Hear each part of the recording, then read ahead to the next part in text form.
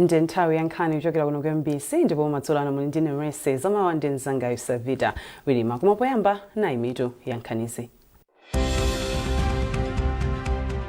Gulu lapadera alikhazikitsa kuti lithandize kuonetsetsa kuti ofesi zatsopano za nthambi ya khoti yoona za milandu yokhudza malo ogwira ntchito ndi makampani yayamba kugwira ntchito.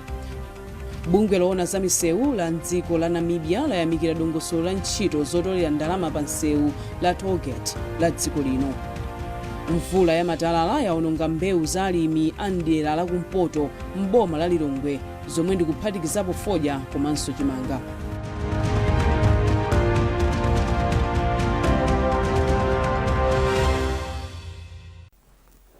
Tsopano Nkhanizi mwatsatanitsatani. Gulu lapadera alikhazikitsa kuti lithandize kuonetsetsa kuti ofesi zatsopano za nthambi ya khoti yoona milandu yokhudza makampani yayamba kugwira ntchito. Izi zadziwika pomwe wachiwiri kwa mtsogoleri wa dziko lino Dr. Michael Usi anachita msonkhano ndi akuluakulu a bwalo la High Court Commercial Division komanso contractor yemwe amamanga nyumbayi mu mzinda wa Blantyre. Tindi zambiri mulipotili. Oweruza ku bwalo lalikulu la High Court koma ku nthambi yoweruza milandu yokhudza pa ntchito yomwe imadziwika kuti Commercial Division Justice Chifundo Kachali wati zokambiranazi zomwe wachiwiri kwa mtsogoleri wa dziko lino Dr. Michael Usi anachititsa zapeza mayankho oyenera ku mavuto omwe imakumana nawo kuti asayitsekulire.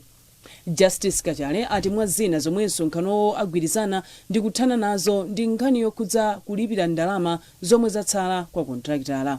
Tsogolezedwa kamene ataunikiridwa nchonena kuti ma subcontractor onse angathe kulipidwa ndipo task force yakhazikitsidwa ndi cholinga chokuti ikaonetsetse kuti ndalama zofunika zilipidwe ndi zingati ndipo vice president atsimikiza kuti ngati boma ndokonzeka kuonetsetsa kuti ndalama zomwe zikufunika zilipidwe cholinga chawo nchonena kuti mwezi wa mawa usathe nyumba imeneyi court asanalowemo. Tinchoonetsetsa kuti ma subcontractor onse anena kuti iwo atalipidwa angathe kugwira ntchito yawo masiku otani.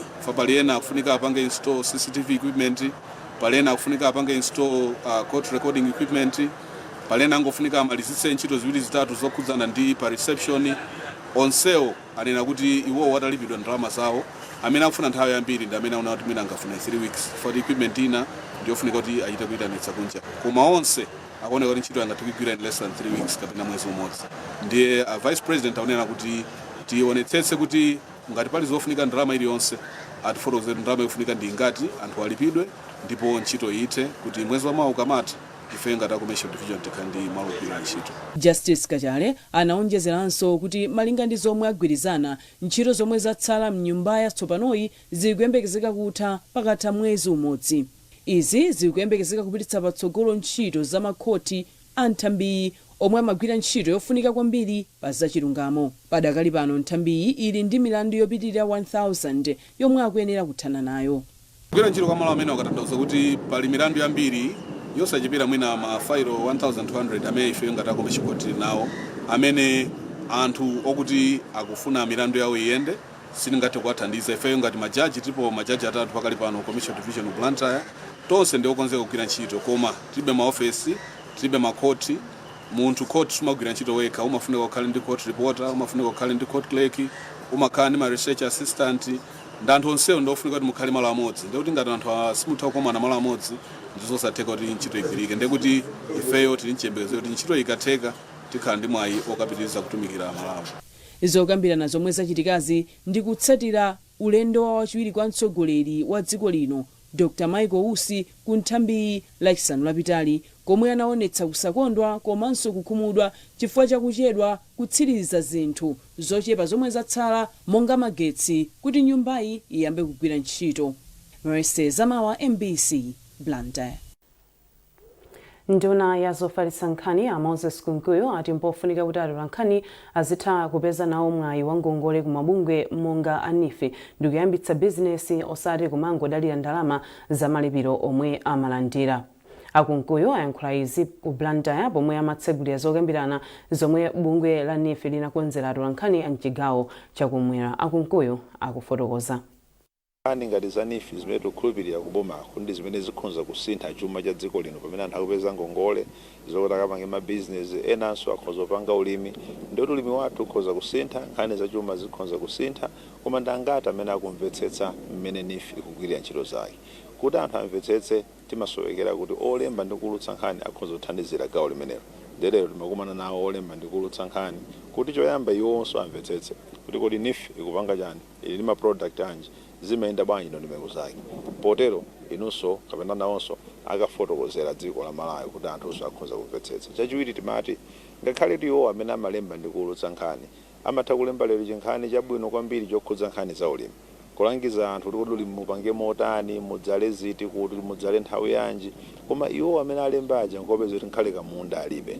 Timati NIF ndi program imene ikhoza kukhalanso yothandizira nkhale olemba ndi kulutsa nkhani zimene malemba ziyikeni into practice kalimeni minda tengani zipangizo tiyeni tipange ma business tithandizire kukweza dziko la Malawi because tikhulupirira kuti amene amalemba ndi kulutsa nkhani na amatsatira za chuma iwonso akhoza kukhala anthu abwino kwambiri fa alipo ambiri kuthandizira chuma cha dziko lino chipite patsogolo nawonso atamapanga nawo ulimi kapena ma business.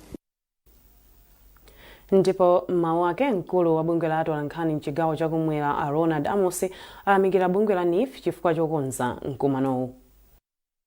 Wa bungwe limene lingati la NIF limene mabwerekesa ndrama zikugwirizana kwambiri ndi masomphenya athu chifukwa tikuzoti pamapeto pake mtola nkhani kapena kuti membala wathu apindula moyo wake pa chuma usintha mwachitsanzo kuti atenga ngongole ndiye kuti ngongole zimene zija ziwonjezera pa kuthekera kumene ife tikufuna timpase membala wathu kuti akhale ozidalira pa chuma mukudziwa kuti ndi ndondomeko zambiri zimene tikuchita kuti atola nkhani akhale ndi chuma pa moyo wawo tisiye moyo omadalira mwina mafunction kaya kupempha zimene tinatchuka nazo kale nde tili ndi cooperative imene mamembers athu akula kwambiri mashare so mudati muone zimene NIF ikutiuza ndi zimene ife tikuchita ndizofanana. Bungwe lona za misewu la mdziko la Namibia layamikira dongosolo la ntchito zotolera ndalama pa nsewu la tollgate la mdziko muno kuti ndi imodzi mwa ntchito zopambana mu Africa. Nthumwi za ku Namibia zomwe zili mdziko muno zimayankhula izi pa chipata cha Kalinyeke kudedza pa ulendo odzaphunzira momwe ntchito za tollgate zikuyendera mdziko muno pomwe iwo akufuna kukakhazikitsa mdziko la kwawo. Tili ndi zambiri mu ripotili.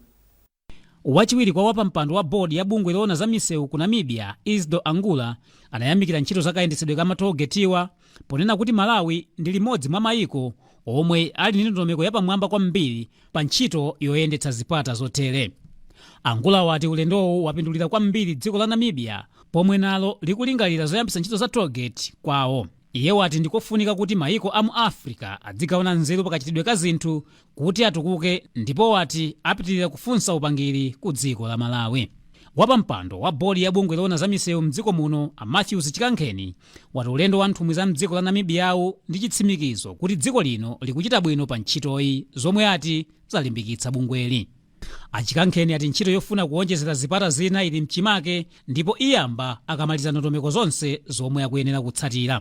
Pali zinthu zina mwina Malawi zitamirira toka pali zinthu zina tikupanga bwino koma nthawi zina mwina ifeto anwake ife sitimaziona koma izi chonyaditsa kuti anthu ena angachokere kunja kuchokera ku Namibia kubwera kuzatengako nzeru ndi kudzaona zimene tikupanga ife Malawi pa ntchito ya matollgate. Iwo kwawo alibe matollgate ndipo afuna ayambise matollgate ndi achiona cha nzeru kubwera kwathu kuno kuzaphunzira mmene ife tikuyendetsera matollgate. Dziko la Malawi lidayamba kugwiritsa ntchito matollgate mchaka cha 2021 ndipo lili ndi zipata ziwiri za Chingeni ndi Kalinyeke zomwe malinga ndi bungwe la Lords Fund zatulutsa ndalama zoposa 9 biliyoni kwacha chikhazikitsire.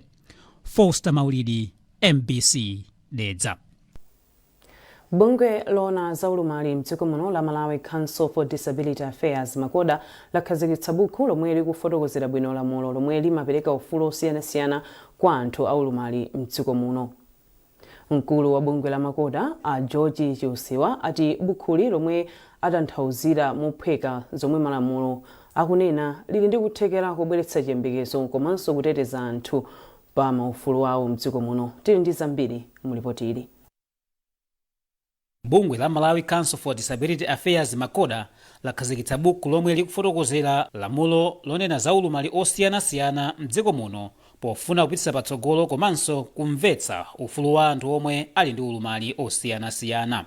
Mkulu wa bungwe la Makoda a George Chiusiwa ati ndi thandizo lochokera kwa abwenzi a dziko lino akhazikitsa buku limeneli lomwe likufotokoza bwino za malamulo okhudza ulumali osiyanasiyana zomwe zithandize kuchepetsa mavuto omwe anthu aulumali amakumana nawo mdziko muno. Kuti tionetsetse kuti lamulo limene likugwira bwino ntchito yake monga mmene likunenera kuti anthu olumala adyerere ufulu wawo mdziko lino la Malawi, nkofunikira kuti anthu onse kuphatikiza adindo ene ake anthu olumala komanso mabungwe osiyanasiyana omwe saboma anzathu atola nkhani kuti amvetsetse za lamulo limeneli. Koma kuti amvetsetse nkofunikira kuti lamuloli tiliyike mu chiyankhulo chofewerako, chiyankhulo chimene aliyense akhoza kuchimva, kotero kuti lamuloli likuyenera kuti ligwire ntchito yake moyenera. Mmodzi mwa ogwira ntchito ku unduna wa za ntchito a Simeon Chiutsi ati akuzindikira mavuto omwe anthu ambiri aulumali amakumana nawo ndipo kuti bukuli lifewetsa kumvetsa lamulo lomwe lakhazikitsidwali. Kumbali ya access to information kamena kuti kupeza uthenga kukhala kosavuta kwa anthu amene ali osamva, osaona ndi ma disabilities enanso, komanso mayendedwe ya anthu amene amayendera ma wheelchair akukonza Makoda kuti maofisi onse akhale kuti akuyesetsa kuti akhale mwana ndi malampu kuti anthu olumala amene amayendera ma wheelchair akhale kuti akutheka ndithu pazochitika zawo. Bungwe la Makoda lasindikiza bukuli lomwe likufotokoza mwachindunji lamulo lonena za ulumali lomwe alivomereza ku nyumba ya malamulo chaka chathachi ndi thandizo lochokera ku dziko la America US Department of State's Bureau of Education and Cultural Affairs komanso Meridian International Center. Phungu wakumwera kwa boma la Nkhatabe akeni zikhali ng'oma wapempha Malawi kuti asatope pa ntchito yopempherera dziko lino komanso utsogoleri kuti ntchito zachuma zipitirire kupita patsogolo. Ang'oma amayankhula izi ukachere mbomali makapa pa mapemphero opempherera dziko lino omwe mipingo ya nderalo anakonza. Chisomo Manda wafika ndi zambiri mulipotiri. Atsogoleri a mipingo yosiyanasiyana kumwera kwa boma la Nkhatabe anachititsa mapemphero omwe mwazina cholinga chawo kunali kufuna kupempherera mvula yabwino, utsogoleri wa dziko lino komanso bata pomwe dziko lino likhale likupita ku zisankho. Polankhula pamwambo nduna yona za migodi omwenso ndi phungu wa deralo akeni zikhale ng'oma adati anthu akuyenera kumakhala moyo oopa Mulungu komanso kumapempherera atsogoleri a dziko lino kuti zinthu zizenda bwino mdziko muno. Constituency iliyonse Malawi muno atsogoleri awo pamodzi ndi atsogoleri awo amadera awo ma MP awo akhale ndithu pansi kumpempha Mulungu kuti dziko lino liyende bwino komanso kuwapempherera president kuti alamulire bwino dziko lino. Ziwanda zoyipa zofuna kubwezera mbuyo zitukuko zisakhalepo. Tizite zimene kwa mtsogoleri wina aliyense amene Mulungu asankha. Ndipo mmodzi mwa abusa omwe anakoza mwambo mbusa Mahau Manda adati iwo nakoza mwambo wa mapemphero pozindikira kufunikira kopempherera dziko lino komanso atsogoleri. Napempherera gawo lokhudzana ndi ma elections amene atabwere mu September 16 this year komanso pamenepo kuti akhale abata ndi mtendere. Tinapempherera the HE a president athu amene ali ndi kuthekera kwabwino ndithu kuti dziko ili lipite patsogolo. So tinapempherera iwowo kuti ndithu zisomo zikhale ndi iwowo ndithu kuti dziko ili liyende bwino chifukwa ndi mbusa ndithu opa chauta. Pakali pano phungu wakumwera kwa boma la Nkhatabe wauza atsogoleri a mipingo kuti akoze tsiku lapadera lomwe kudzakhale makwaya komanso atumiki a Mulungu ndi cholinga chongofuna kumulambira Mulungu. Chisomo Manda, MBC News, Nkhatabe. Mukoni Nkhani kuchokera kuno kwa MBC ndipo Madzulo muli ndine Marisa zamawa ndi nzangayo Savita Wilima. Tiyeni tionenso mitu yake. Gulu lapadera alikhazikitsa kuti lithandize kuonetsetsa kuti ofesi zatsopano za nthambi ya khoti yoona za milandu yokhudza malo ogwira ntchito ndi makampani yayamba kugwira ntchito. bungwe loona za misewu la mdziko la Namibia layamikira dongosolo la ntchito zotolera ndalama pa msewu la tollgate la dziko lino. Mvula ya matalala yaononga mbewu za alimi a mdera la kumpoto m'boma la Lilongwe zomwe ndikuphatikizapo fodya komanso chimanga.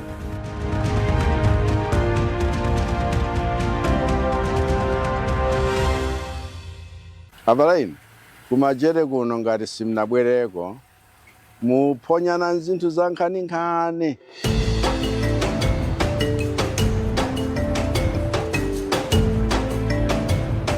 Kuno kuli nyama zosiyana-siyana zija zikulu amati zisanu.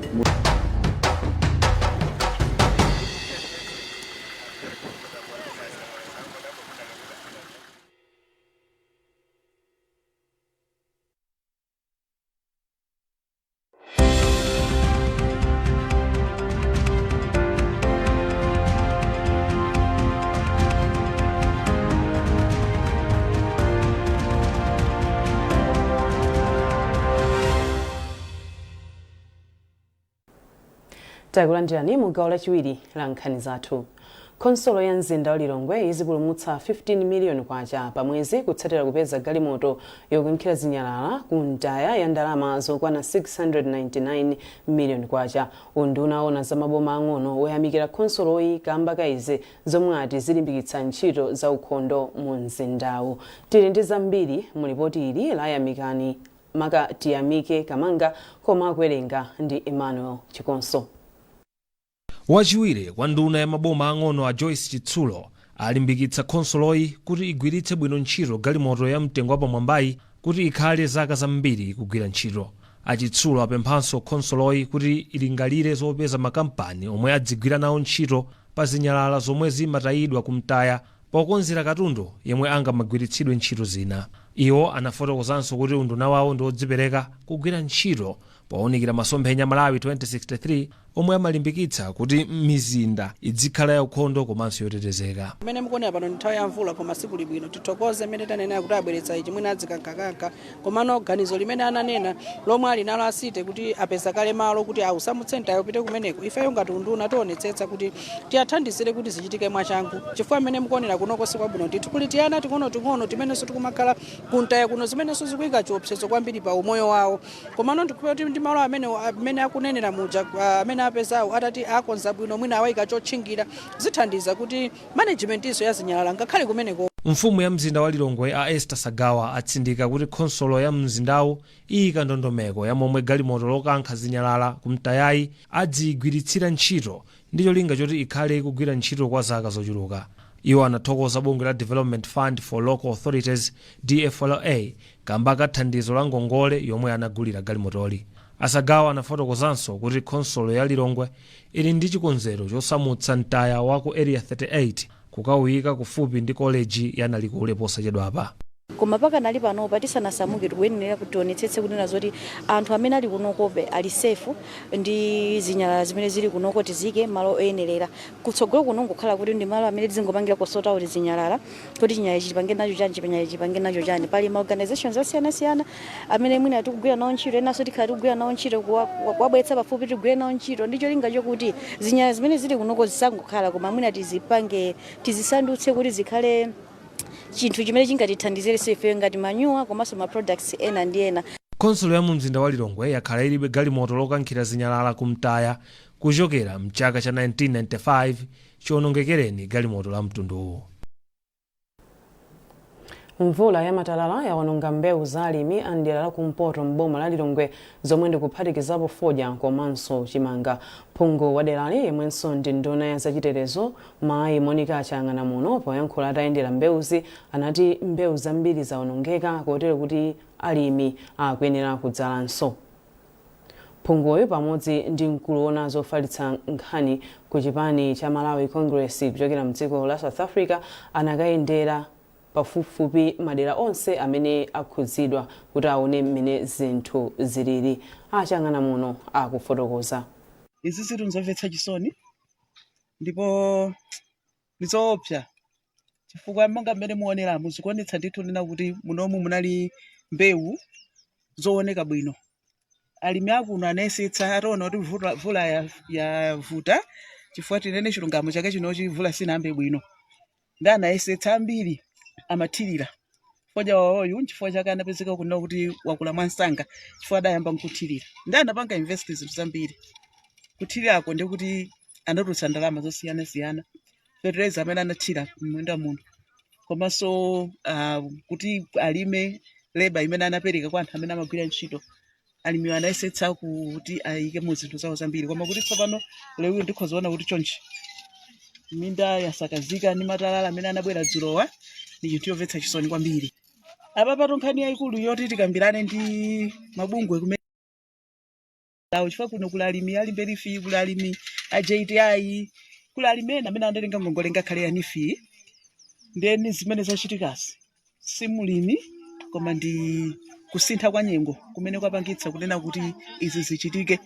Ndeti nkhani yayikulu yona kuti ngati bomba lingokhala pasi ndi makampani amene yonkuona kuti kodi nimene zachitikira mwalimi wakhoza kuthandizika mwa mtundu wanji chifukwa unena chilungamo apapa ndi kuti mlimi alibe chiyembekezo china chilichonse chifukwa mutati muone zimonetsa nena kuti apapa ndithu kunali chiyembekezo chachikulu kwa alimi kuti ana chaka chino ife tigulitsa foja ndipo tigulitsa chimanga tikhala nzinthu zokolola zambiri koma tsopano ndi kuti chiyembekezo cha alimi apapa chatani chatheratu. Ndi chimene tingapange chona kuti uone tikhale pasi ndi mabungwe amene amathandiza alimi amene wakuno kuti kodi tikhoza kuwathandiza bwanji alimiwo. Ine ndi nchikupe chona kuti minda inayi atadzalamo chinangwa atadzalamo mbatata zikhoza kumera ndithu olo mwinaso ngakhale chimanga chimene malingana imene vula imene yugwerera mwinaso chimangaso chikhoza tani chikhoza kuchita bwino koma foja ayo ndi amene akhoza kutikanika kuti khoza dzala so wina koma mbewu zinazi zikhoza dzalira ndithu koma tsopano ndi zimene atayazi popeza inali ngongole yofunika tikhale pasi nkuonetsetsa kuti kodi tithandizana bwanji ndi alimi amenewa chifukwa papa mlimi alibe chiyembekezo chinechi chonse pakadali pano. Akaran Tom Mutharika atsutsa malipoti oti ati iwo si amtundu wa Mutharika. Iwo ati izi zikuchitika pa zifukwa za ndale. Iwo ati ali ndi ufulu osankha chipani chomwe akufuna kutsatira popanda kukakamizidwa. Iwo anena kuti Mutharika onse. Iwo ati sikuti Mutharika aliyense ndi amene ali wa chipani cha DPP. Ndiye kuti ngati ine sindili Mutharika, ndiye kuti Profesa Peter Mutharika si Mutharikanso ayi afune zina lina. Koma ine ndi Tom Mutharika. Pamenepo ine ndifotokoze chonchi. Kukhala member wa DPP kapena MCP sikutanthauza kuti ati chifoti banja langa ndakwa Mutharika ndikhale DPP iyayi. Ndikhola kukhala ndi ananga ine ena asankha chipani chimene afuna akajoina UP akajoina ujeni UTM ena akajoina Malawi Congress ena akajoina DPP mwananga omwewo sikuti tonse tingokhala chipani chimodzi sizimatheka ayi. Ndiye dziko lino ndi la democracy. Koma ine ndasankha chipani cha Dr. Lazarus Makase Chakwera chifukwa cha mfundo zawo ndi chikondi chawo chimene ali nacho ndi anthu basi makonda Chakwera chifukwa change ndajoina Malawi Congress Party. Pamene ndikudabwa ine chifukwa muli anthu ophunzira koma ophunzirawo democracy alibe nawo ntchito ayi sayigwirisa ntchito democracy angoyimva koma alibe nawo ntchito sayidziwa kapena. Koma ine ndimakhulupirira kuti Dr. Makase Chakwera ndi munthu wabwino kwambiri. Zochita zache ndikuziona ndi zabwino. Ndiye ndikuona kuti ndi chipani chimene ndiye naongera nacho ntchito chifukwa cha ubwino wache. Ali ndi luso lakayendedwe ndipo ndingamuche good African statesman wolimba mtima. Amenewo anamalomba akapitiriza siretu zimenezo. Akapitiriza zimezi ine ndiona chochita nawo.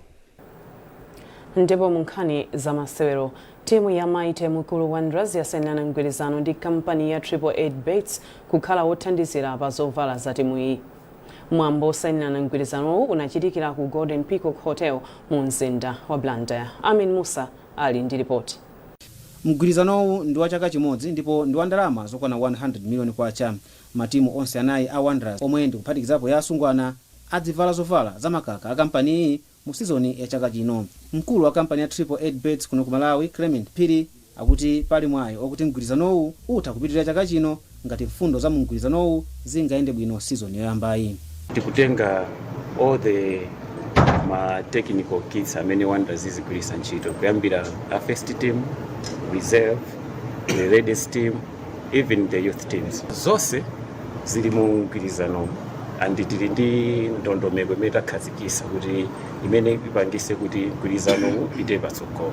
So mu contract mutapanga ndithu ziganizo zabwino zopangisa kuti mgwirizano upite beyond 2025. Ndipo mkulu woyendetsa ntchito za timu ya Maite mkulu Wanderers Panganeni Ndovi akuti timu yawo iyesetsa kuti kampani ya 888bet ipindule kwambiri ndi mgwirizanowu. Pakali panopo mu mgwirizano umenewu